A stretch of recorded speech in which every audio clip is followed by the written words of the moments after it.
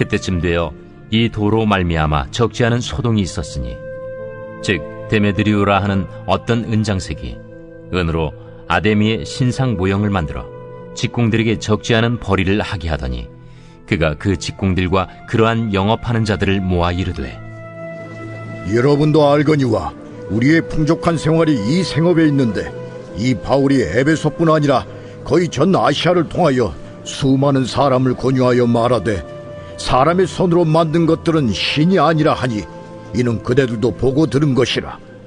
우리의 이 영업이 천하여질 위험이 있을 뿐 아니라 큰 여신 아데미의 신전도 무시당하게 되고 온 아시아와 천하가 위하는 그의 위엄도 떨어질까 하노라. 그들이 이 말을 듣고 분노가 가득하여 외쳐 이르되 에베소 사람의 아데미야! 온 시내가 요란하여 바울과 같이 다니는 마게도냐 사람 가이오와 아리스다고를 붙들어 일제히 연극장으로 달려 들어가는지라. 바울이 백성 가운데로 들어가고자 하나 제자들이 말리고 또 아시아 관리 중에 바울의 친구된 어떤 이들이 그에게 통지하여 연극장에 들어가지 말라 권하더라. 사람들이 외쳐 어떤 이는 이런 말을 어떤 이는 저런 말을 하니 모인 무리가 분란하여 태반이나 어찌하여 모였는지 알지 못하더라. 유대인들이 무리 가운데서 알렉산더를 권하여 앞으로 밀어내니 알렉산더가 손짓하며 백성에게 변명하려 하나 그들은 그가 유대인인 줄 알고 다 한 소리로 외쳐 이르되 그가 에베소 사람의 아데미야! 하기를 2시간이나 하더니 서기장이 무리를 진정시키고 이르되 에베소 사람들아, 에베소 씨가 큰 아데미와 제우스에게서 내려온 우상의 신전지기가 된 줄을 누가 알지 못하겠느냐? 이 일이 그렇지 않다 할 수 없으니 너희가 가만히 있어서 무엇이든지 경솔히 아니하여야 하리라. 신전의 물건을 도둑질하지도 아니하였고 우리 여신을 비방하지도 아니한 이 사람들을 너희가 붙잡아 왔으니 만일 데메드리오와 그와 함께 있는 직공들이 누구에게 고발할 것이 있으면 재판날도 있고 총독들도 있으니 피차 고소할 것이요, 만일 그 외에 무엇을 원하면 정식으로 민회에서 결정할지라. 오늘 아무 까닭도 없는 이 일에 우리가 소요 사건으로 책망받을 위험이 있고 우리는 이 불법 집회에 관하여 보고할 자료가 없다 하고 이에 그 모임을 흩어지게 하니라.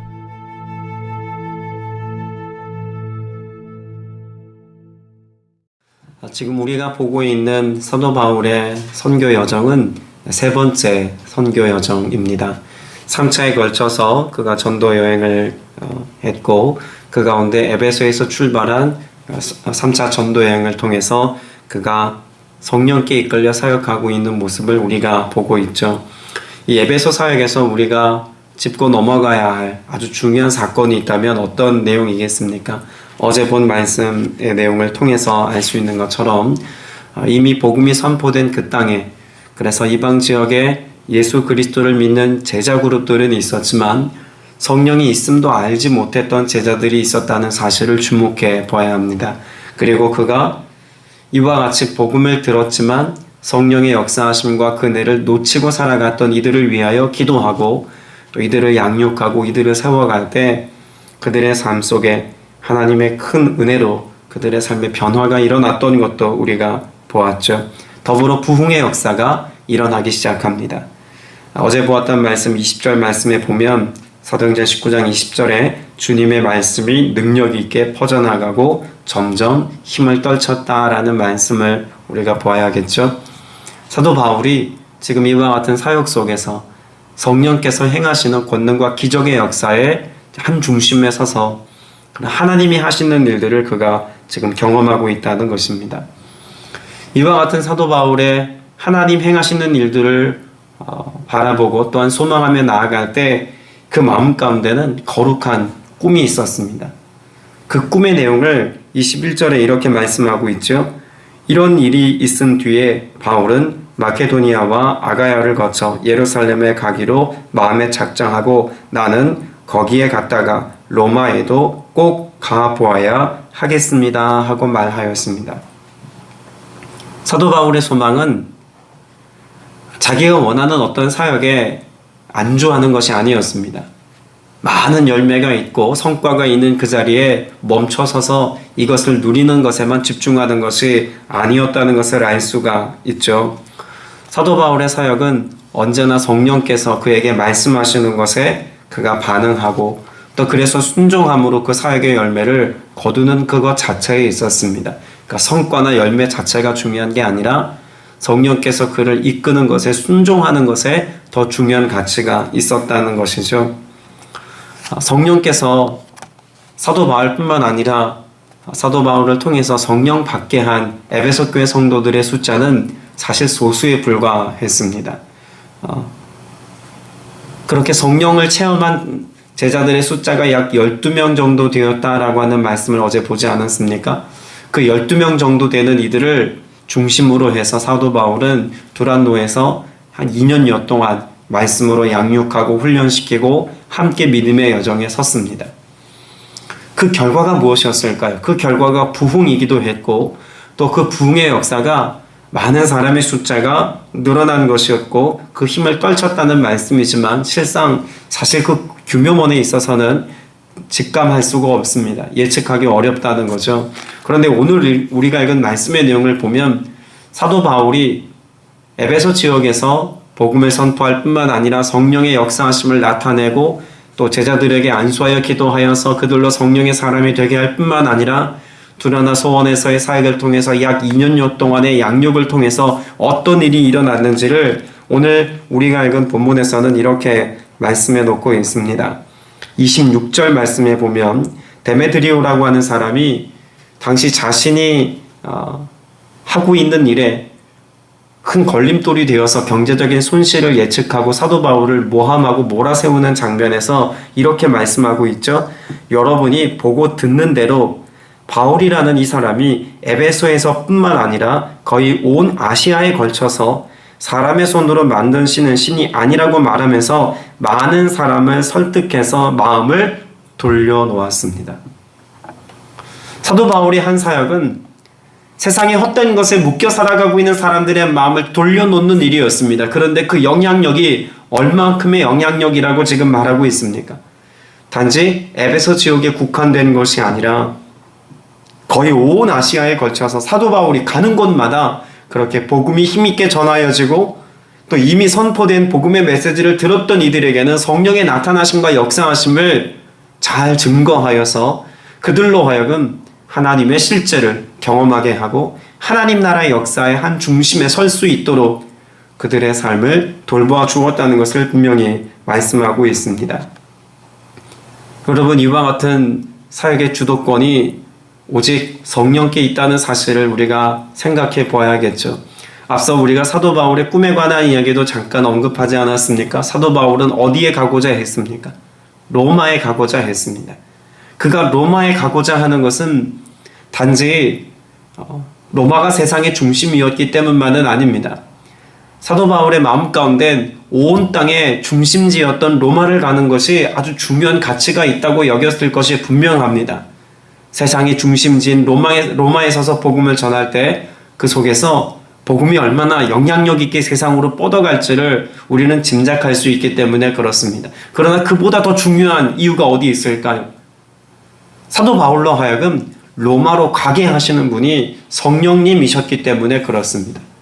끊임없이 그가 가고자 했던 그런 사역의 지경을 성령께서는 늘 다른 방향으로 인도하셨고 끝내는 그로 하여금 로마에 가기까지 그의 삶의 모든 여정을 인도하셨다는 것을 성경은 분명히 말씀하고 있죠. 그래서 로마서 말씀에 보면 사도행전 23장 말씀에 보면 사도행전 23장 11절에 그날 밤에 주께서 바울 곁에 서서 이르시되 담대하라 내가 예루살렘에서 나의 일을 증거한 것 같이 로마에서도 증거하여야 하리라 하시니라. 그러니까 사도행전에 기록되어져 있는 사도 바울의 여러 믿음의 행보들을 보면 모든 순간순간마다 성령께서 그를 나아가게도 하시고 멈춰서게도 하시고 또 그의 사역의 방향을 틀기도 하시고 인도하기도 하신다는 것을 분명히 알 수 있습니다. 로마에 가고자 하는 사도 바울의 꿈도 애초에 성령께서 그의 마음 가운데 부어주신 것이었고, 오늘 그가 그렇게 로마를 향하여서 한 걸음 한 걸음 나아가는 것도 성령의 인도하심 속에 있다는 것입니다.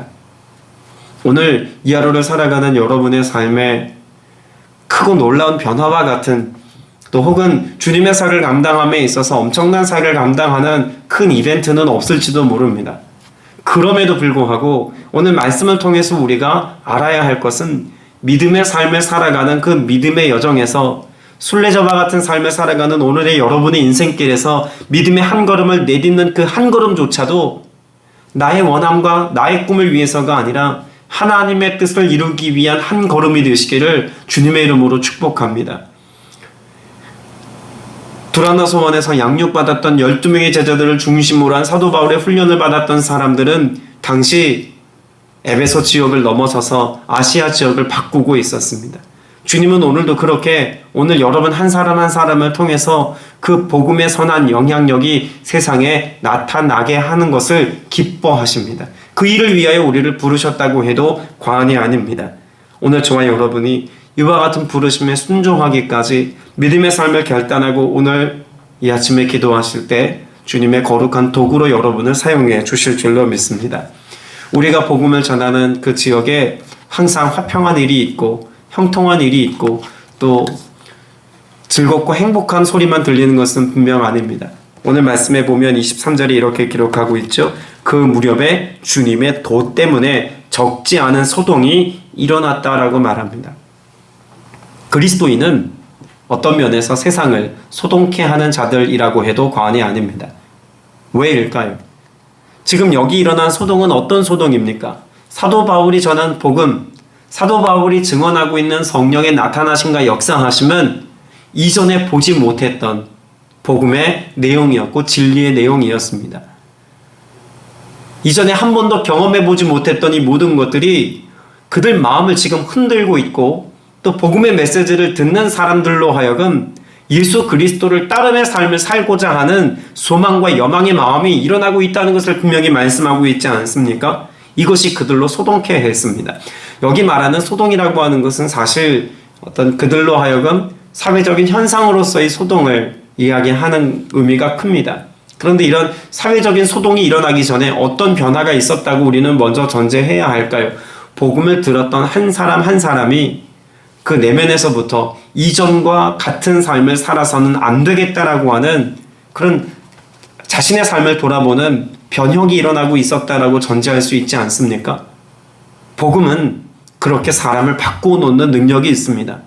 복음은 이전에 죄 가운데 살아갔던 우리의 삶의 양식을 종식시킬 수 있는 힘이 있습니다. 복음은 생명력 없는 우리의 삶을 살아갔던 삶의 양식을 기꺼이 버리고 생명력 넘치는 삶을 살아가게 하는 힘이 있고 은혜가 있습니다. 복음은 헛된 것을 붙잡고 살아갔던 우리들로 하여금 기꺼이 그것을 권리 포기하고 주님께서 우리를 창조하신 목적에 합당한 삶을 살게 하는 능력이 있습니다. 오늘 그와 같은 복음의 능력을 가지고 살아가는 저와 여러분이 되어서 복음을 알지 못하고 예수 그리스도를 알지 못하는 이들의 삶 속에 예수 그리스도를 선포하고 복음의 내용을 증언함으로 여러분 주변에 알지 못하는 이들의 삶을 뒤흔들어 놓을 수 있고 세상을 소동케 하는 자로서의 선한 영향력을 가지고 오늘을 살게 되시기를 주님의 이름으로 축복합니다. 여러분 오늘 본문에 기록되어져 있는 세상의 중심에는 무엇이 있을까요? 세상의 중심에는 돈이 있습니다. 또한 자신들이 이루어놓은 성공과 성취가 있다는 것을 분명히 알 수가 있죠. 오늘 데메드리오라고 하는 이 은장이가 자신의 삶 가운데 왜 이와 같은 소동을 에베소 지역에서 일으켰는지를 설명하는 내용이 있습니다. 27절 말씀에 보면 그러니 우리의 이 사업이 명성을 잃을 위험이 있을 뿐만 아니라 위대한 아데미 여신의 신전도 무시당하고 또 나아가서는 온 아시아와 온 세계가 숭배하는 이 여신의 위신이 땅에 떨어지고 말 위험이 있습니다. 사실 이 데메드리오라고 하는 사람의 이 메시지 안에는 단지 그 여신, 신전 이것이 평가절하되는 것에 대한 두려움이나 위험이 아님을 분명히 알 수가 있습니다. 어디서 알 수 있을까요? 이 아데미 여신에게 가서 어떤 신적인 도움을 구하는 행위가 나오지 않습니다.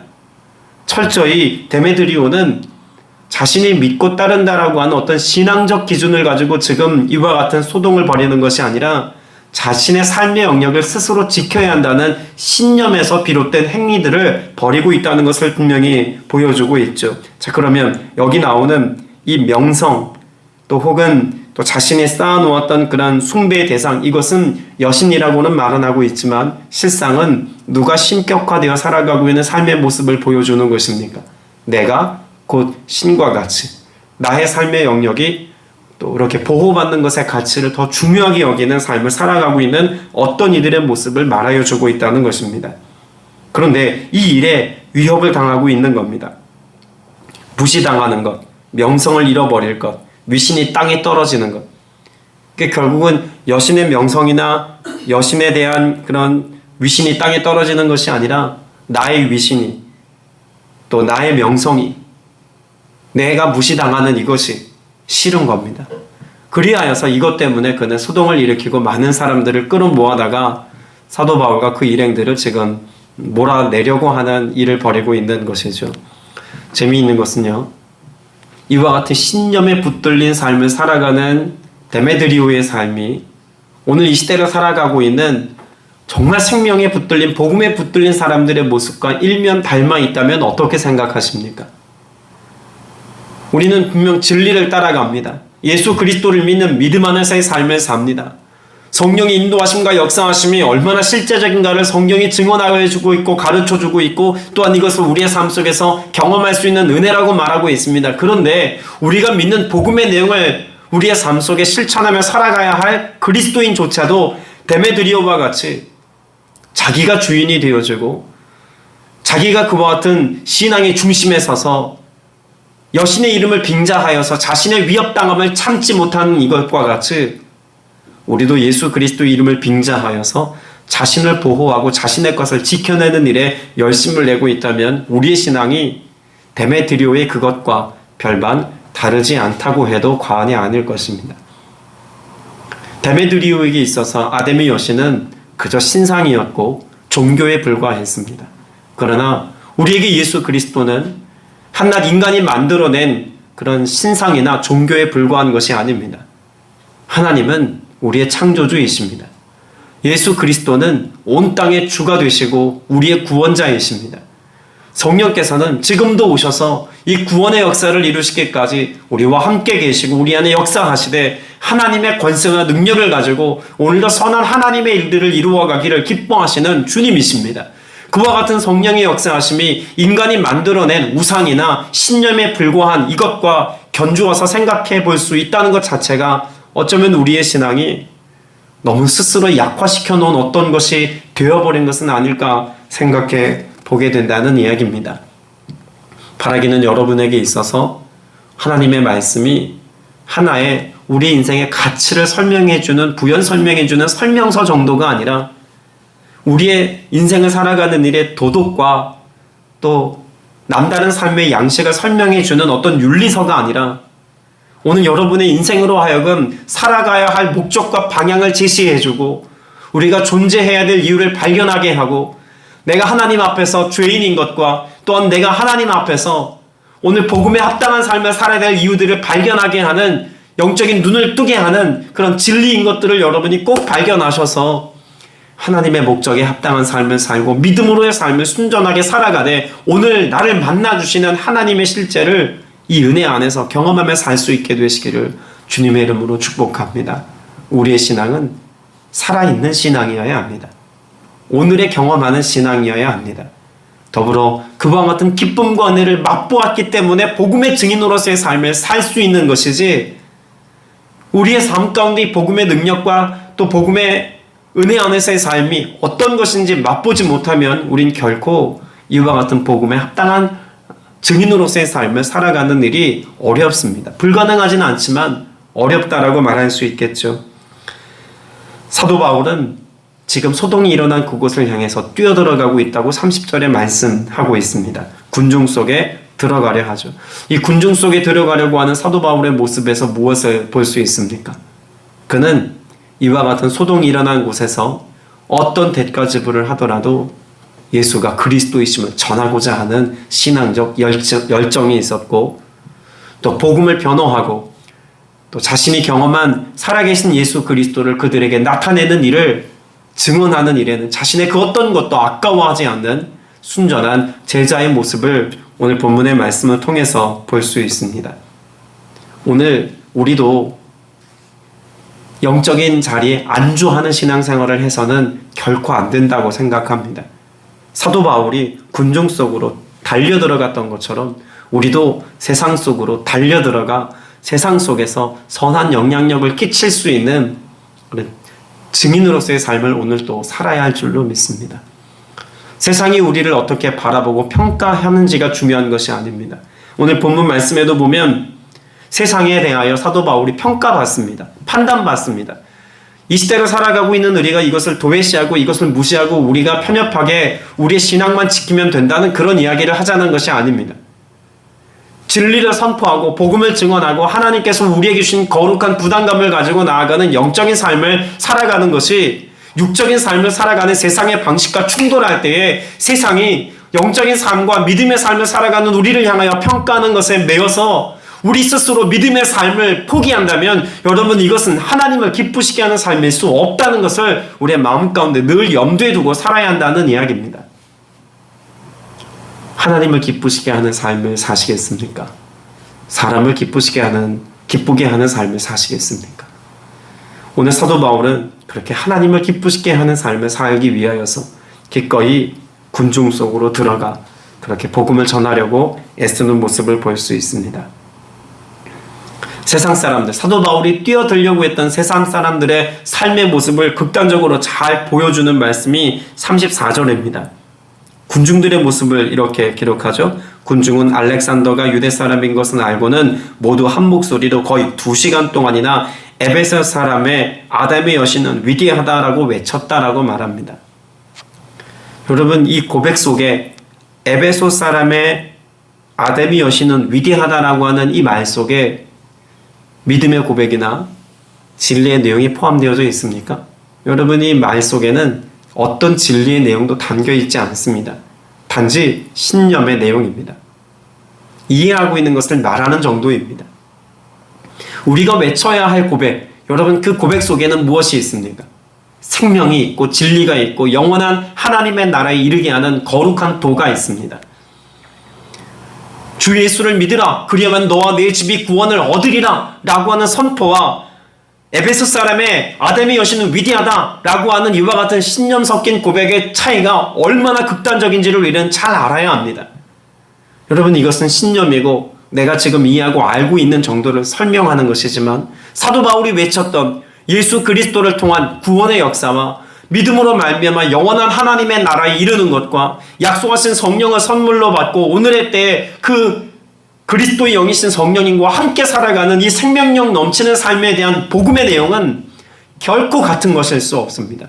그런데 너무나 안타깝게도 많은 이들이 생명을 가져다 주는 진리와 복음에 붙들려 살아가는 것이 아니라 세상의 지식과 세상의 가치 기준이라고 말하는 세상 사람들이 모두가 합의하고 동의하는 이와 같은 사람들의 군중 심리에 이끌려서 복음의 내용을, 진리의 내용을 들으려고 하지 않는다는 것입니다.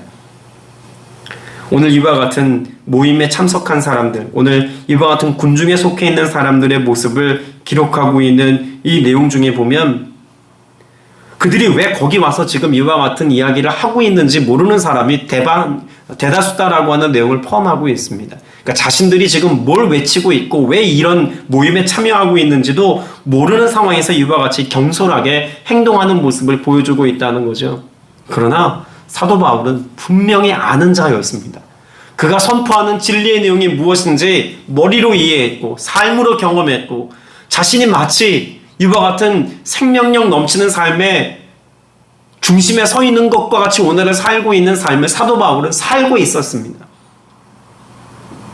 오늘 저와 여러분의 삶이 꼭 사도 바울과 같은 삶의 모습이 되어서 주님이 우리에게 말씀하신 진리를 따라 성령이 우리를 이끄시는 그 은혜를 따라 오늘 순종하여 믿음의 길을 걸어가심으로 내가 먼저 이 복음의 생명에 붙들린 삶을 살아가는 은혜가 있게 되시기를 주님의 이름으로 축복합니다. 그 속에 주님께서 우리가 알지 못하는 진정한 생명력 넘치는 삶의 은혜를 나타내 주실 줄로 믿습니다. 말씀을 맺습니다. 오늘 본문 말씀에 보면 27절 말씀의 이와 같은 내용을 다시 한번 우리가 살펴볼 필요가 있습니다. 그러니 우리는 이 사업이 명성을 잃을 위험이 있을 뿐만 아니라 위대한 아데미 여신의 신전도 무시당하고 또 나아가서는 온 아시아와 온 세계가 숭배하는 이 여신의 위신이 땅에 떨어지고 말 위험이 있습니다.